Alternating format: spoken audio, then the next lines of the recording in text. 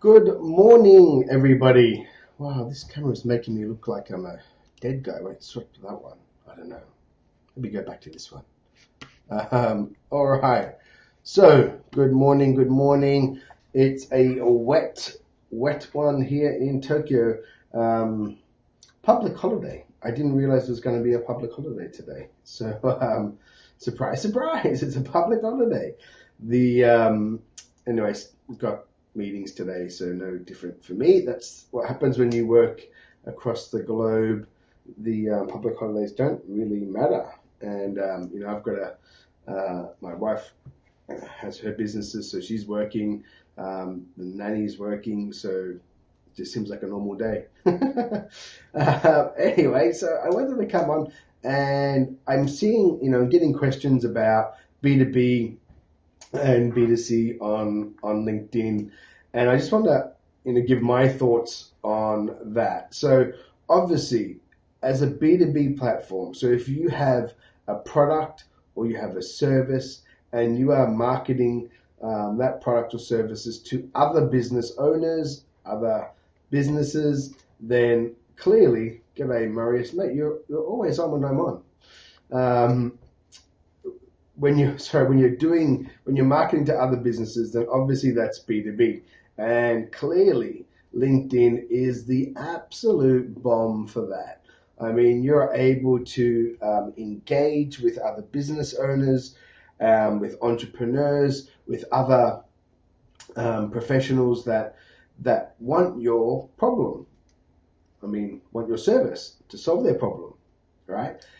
And you can target them. I mean, it's so easy to target. You can laser target people on LinkedIn. You can really get down to the nuts and bolts of what that person is.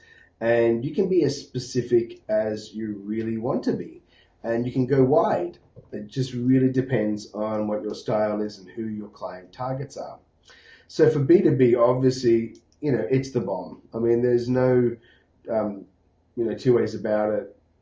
The great thing is that 99% of people are still using LinkedIn as a kind of CV, online resume holding platform. And that's great for us as sellers and entrepreneurs because they put all their information up. They put all their data up, right? I mean, it's crazy. They put so much information. Like if you were a professional stalker or a thief, I mean, holy moly, you could get so much information. No ideas, guys. Don't have any ideas. But now for B2C, this is where it gets a little trickier. And I think, I've seen people be successful with it, with B2C, but it's a different, the activity that you've got to do is different. And it's different to the normal kind of B2B strategies because you can be very targeted and very specific. Now, if you are marketing a B2C but to a particular type of professional, so if it's like a dentist, a lawyer, a chiropractor, a massage therapist, a doctor, a surgeon, then that's okay. You can target them very specifically. But say you have a product and it's good for businesswomen 35 to 45 who are mums. Well, that gets harder on LinkedIn. It's not impossible. It just gets a little bit more involved and a little bit more manual because you can't filter male, female. You can't filter 35 to 45. You can do certain searches that will put someone in that age bracket based on the information that they put in LinkedIn, but you can't specifically filter by age. And you can't filter if someone's married or single or with kids. But you can find people in groups. And that's where, if I was a B2C player and I were looking for a very general kind of person, or the criteria I couldn't filter with the normal advanced search techniques, with Boolean search, with call-outs, with shout-outs, whatever, I would go through groups. Yeah, because there's millions of groups. And I was doing a look yesterday for someone, and it was about like women who are professionals but are working from home, and or stay-at-home mums that have businesses or are entrepreneurs. Well, guess what? There are thousands of such groups, right? So what that would tell me is that you would have to develop strategies to find people inside those groups. First, identify the group, obviously. Then I would prioritize the group for who are the most active groups and the most interesting groups, and the one where there's lots of engagement, people seem friendly. And I'd join 50 of them because there's thousands, but I would make it a mission to join 50 of the top ones. And that's what I would do. I'd probably hang out in a few each day and just get a sense for how it feels.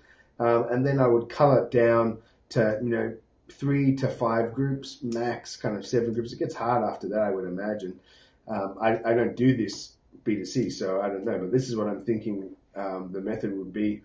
And then I would be in those groups and I would just start, liking posts, commenting on posts, really participating in those posts. And, of course, you still have to have the awesome optimized profile. You still have to have your profile all targeted and keyworded and professional, just like everyone else.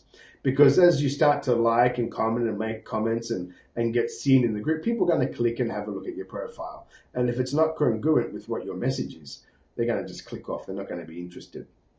So you have to do that. Then I would get into those groups and I would then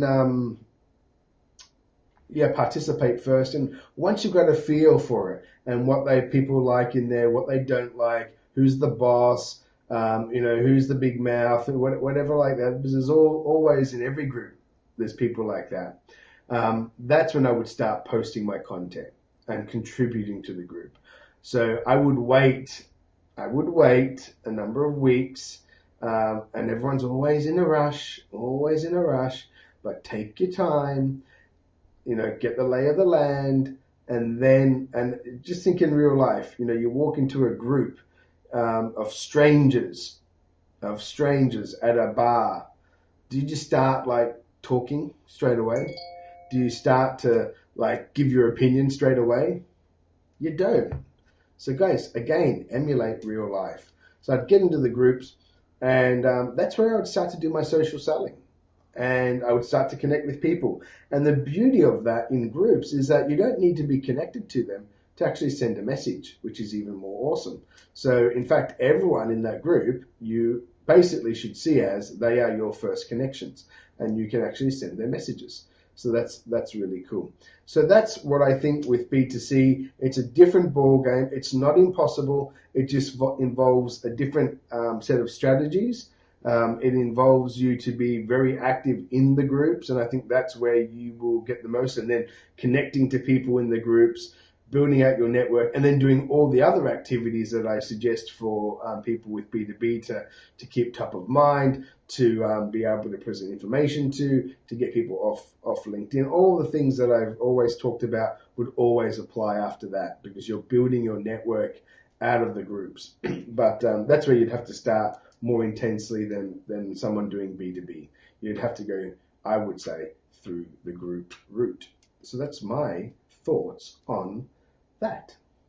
Any questions?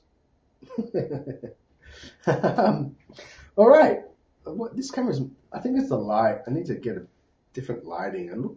I look like a dead person talking. Seriously, I look like a dead person talking. That is bright. All right.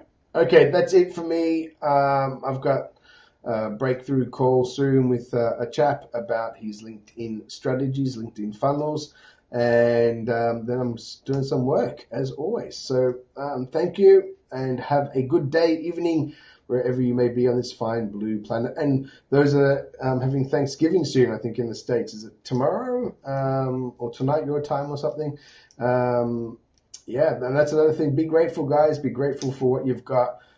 If you have an internet connection and you are watching this, then you are better off than billions of people on the planet. How's that? Just think of that. If you're sitting at home or if you're watching it on your phone, then you are in a better position than billions of fellow humans.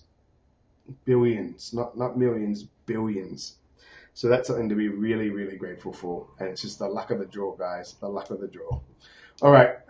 See you later. Bye-bye.